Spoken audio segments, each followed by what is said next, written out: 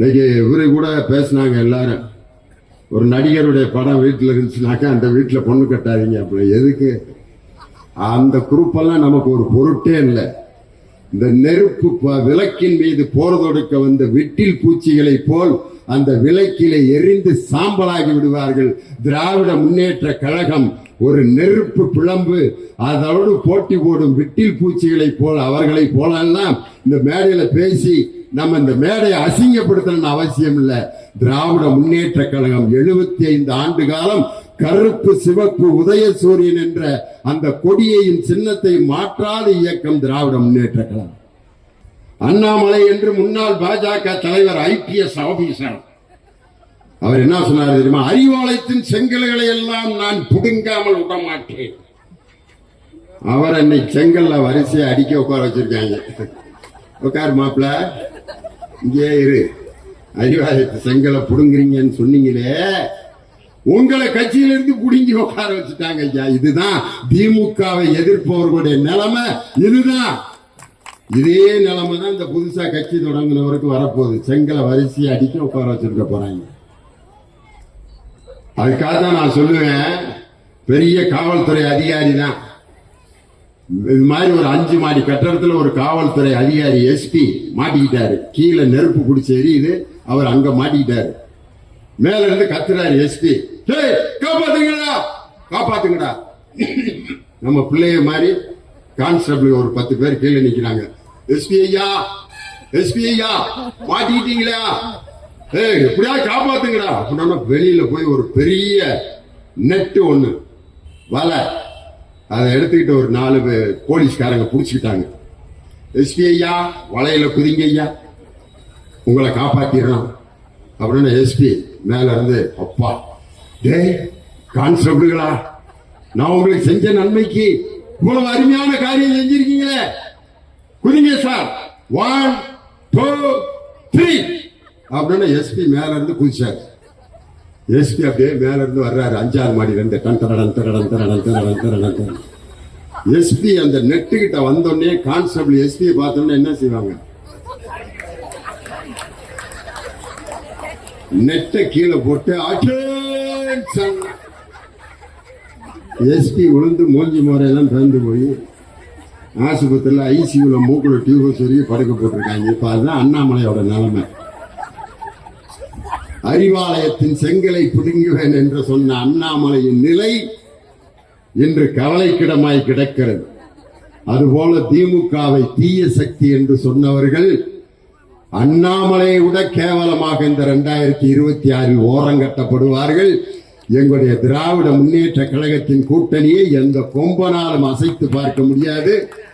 எல்லா மதத்திற்கும் பொருத்தமான ஒரு தலைவர், எல்லா மதத்தினரும் நன்றாக இருக்க வேண்டும் என்ற தலைவர்.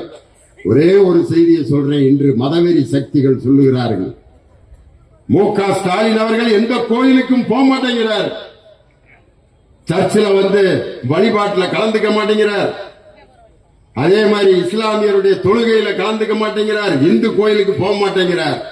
ஆனா என் தலைவர் என்ன சொன்னார்னா, அவங்க அப்பா சொன்னார்தான், நான் குல்லா அணியாத இஸ்லாமியன், சிலுவை போடாத கிறிஸ்துவன், விபூதி அணியாத இந்து, நான் எல்லா மதத்துக்கும் பொருத்தமானவன்.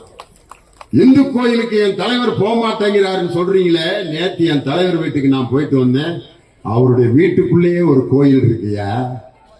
அவருடைய துணைவியார் அம்மையார் துர்கா ஸ்டாலின் அவர்கள் வீட்டுக்குள்ள ஒரு பெரிய கோயிலே வச்சிருக்காங்க. தமிழ்நாட்டில் இருக்கக்கூடிய அனைத்து சாமிகள் அங்க இருக்கு. வீட்டுக்குள்ளேயே கோயிலை வைத்திருப்பவர் ஒரு கோயிலுக்கு போக மாட்டேன்னா சொல்லுவாரு. அவர் கோயிலுக்கு போகிறாரோ போகவில்லையோ, இந்துக்களுடைய வழிபாடுகளுக்கு எந்த தடையும் இல்லாமல் அவை சிறப்பாக நடைபெறுவதற்கு அனைத்து உதவிகளையும் செய்து கொண்டிருக்கக்கூடிய முதலமைச்சர். திருவண்ணாமலை தீபம் அத்தனை லட்சம் பக்தர்கள் எந்த விதமான அசம்பாவிதம் இல்லாம சாமி கும்பிட்டாங்களே, அது திராவிட முன்னேற்ற கழகத்தினுடைய பாதுகாப்போட தான் நடந்துச்சு. சூரசம்ஹாரம் திருச்செந்தூர்ல நடந்துச்ச, எந்த பாதிப்பாவது இருந்துச்சா? எல்லா இந்துக்களும் நிம்மதியாக சாமி கும்பிடுவதற்கும், கிறிஸ்தவர்கள் கிறிஸ்துமஸ் விழா கொண்டாடுவதற்கும், இஸ்லாமியர்கள் ரம்லான் நோன்பு கொண்டாடுவதற்கும் எந்த பாதிப்பும் இல்லாமல் அவர்களுக்கு செய்ய வேண்டிய அனைத்து உதவிகளையும் செய்யக்கூடிய அனைத்து மதத்திற்கும் பொருத்தமானவர் எங்கள் தமிழகத்தினுடைய முதலமைச்சர். அப்படிப்பட்ட தமிழகத்தினுடைய முதலமைச்சர் மீண்டும் 2026 தமிழகத்தின் முதல்வராக பொறுப்பேற்று 2026 ஆகஸ்ட் 15 அன்று சென்னை கோட்டையிலே கொடியேற்ற போவது முத்துவேல் கருணாநிதி ஸ்டாலின் என்ற நம் முதல்வர் அவர்கள் தான் என்று சொல்லி, இந்த அருமையான சகோதரிகள், நான் உண்மையிலே இடையில பேசிட்டு இருக்கிறப்ப எல்லாம் வரிசையில் வந்து தையல் மிஷின் பேசி முடிக்க போறாரு, வாக்கா வரிசையில் நின்றுவோம், அப்புறம் நம்மளை விட்டுட்டு இந்த ஹாட் பாக்ஸை கொடுத்துருவாங்க வாங்க அப்படின்ட்டு முண்டி அடிச்சுட்டு வருவீங்கன்னு நினைச்சேன்.